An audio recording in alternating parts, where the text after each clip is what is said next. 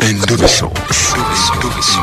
Kuchenda mukauta tifama ekintu ky'omuziki tukomeo ani wadanze dutulobezi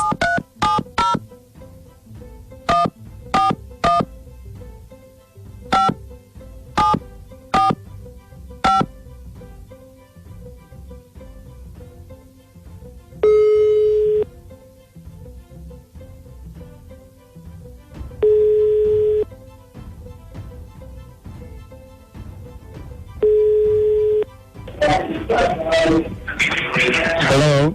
Yes, sebo.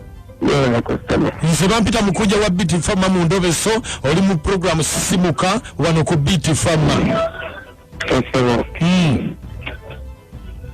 Sebo. Mukyala wange yafuka Kyibanda. Mukazi we yafuka Kyibanda sikutegedde. Mukyala wange ayonooneka yafuka Kyibanda. Kati mbadde n'omulese waka. Yaba ngambe era kati mbadde njala kumanya alazeewa.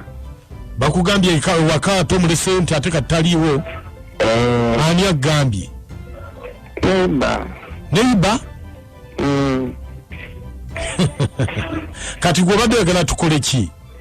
Njala kumanya kituufu kati alazeewa oba timutegeera akafuka Kyibanda. Kati gwe teyabadde tagambyeko nti alina gy'alaga. Tagambe gy'alaze, tagambyeko nti agendagendako wano. Kati bw'aba tali waka aba alazeewa.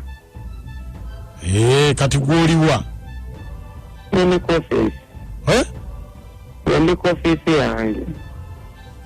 Kale, onayogerako naye? Saagala njala mpulire buulizi. Kale, beerako ku simu tovaako. Kale, sebo.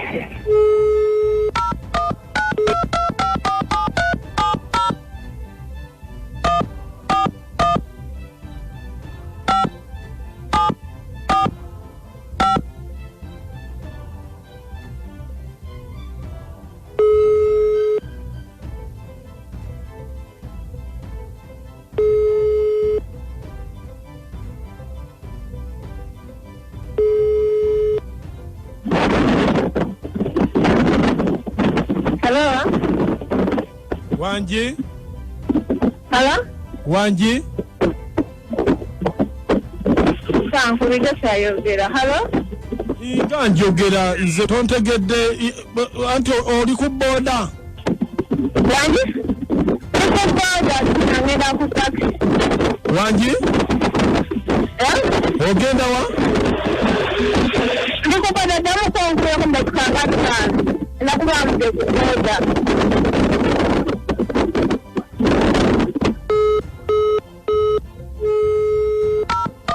Bannange eno bode n'atukkiriza agamba dakiika 5 ffe tuli mu ggwanga naye nga bamutwala akagudde empewo giwulira omwami agambye abamugambye taliye waka alina gy'alaze kati tumufuna katulabe.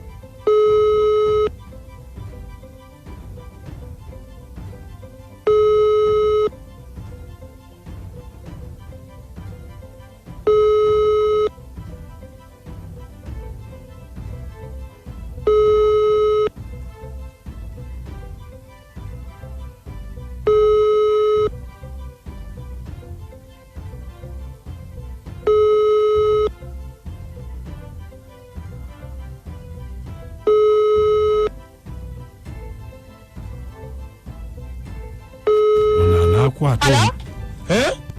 Hello? Wange? Ompulira? Ompulira wanaawe nga sikulaba. Wange? Oliwa nga sikulaba. Buuziza bano ne mbuuza bangamba tebannaba kukolibwa. Obuuziza baki? Tuzaba n'abantu tebana bakulabako oli wanze natuuse. Watuuse dda? Eh. Bannange. Nange ndi mukubo. Mukuba oli. Netuwakayo simanyi oba ebadde ki? Ndekerayo ki splash ekinene nnyo nte nnuma.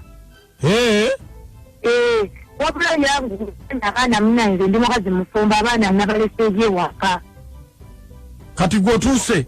Ntuuse nze ne lumu ngisasudde sente zange jangu nazo toddamu toddaawo nonkabiriranga lulimbu ate mpola nze siwola.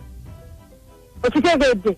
Bannange. Wagala onkabirire sente zange ojja nazo owulira simanya. Njiwulidde nti. Jangu sagala ngambe nti nompola siwola. Aye yangu watewerabira sipulashi.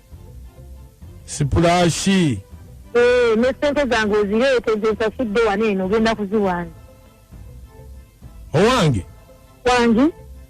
Ati oyogera na Mukunja wa BTFM mu Endobeso. Abula musajja gwe wakafa corona. Soko twale kisplash awe kinene. Ayate omuntu ng'oli ku pressure. Ayasuubira ayogera. Owange oliwa jangu netulayo ku kisplash naye abakazi muggwamu mu byokulya. Ayagala kunywa ku kisplash mbwe nyonte muluma nyoza abadde n'emisi. Bode mukubye nnyo olubuto. Nedda abadde yetegekera olulumba sinzigo. Wamma. Tebubitegeera. Asobola okubeerawo nawo ekimuvubiriza ku mutima. Omukazi wataviriddemu awo nekisipulashi tekifumye. Naye corona ye bamukwagaliza. Katulabe ono agamba atya.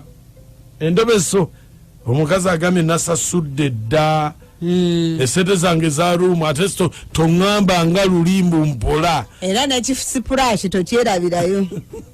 Abasinzima babakweza bwebawegadoini bannaago omukazi ngagonzeeyo sajja tajja musobola amasomero bwensonyi ababekwere. Kale BTFM ekintabuli ky'omuziki katulabe ono agamba atya. Simu balikuweereza ndiddiye masooli bannange mukumbye omukazi mutwalire ekisplash kye kinene nnyo nte mulumu ne balikuweereza. Munange nja kigula nja kituusa. Mukunja nakaswanamu otumwe balikuweereza nedaye kawempe bannayo omukazi oyo bagobe. Banayagala splash. Ana mwerezeza kisplash ki? Atambuza obulamu. Abasimusimu asuze mutya Kakoza Cyrus ndo wano kupiria hair salon enatata ku makayi bannaye nemu ku mukazi mweze splash we tofa corona mwebale kuweza MP2B nakosenjeke abawuliriza nnyo abadde yesunza okufuna ekyokunywa yangu ye yatuuse dda ne sente osimuddize. Gwe osasulako baaki nze ndese maanyi.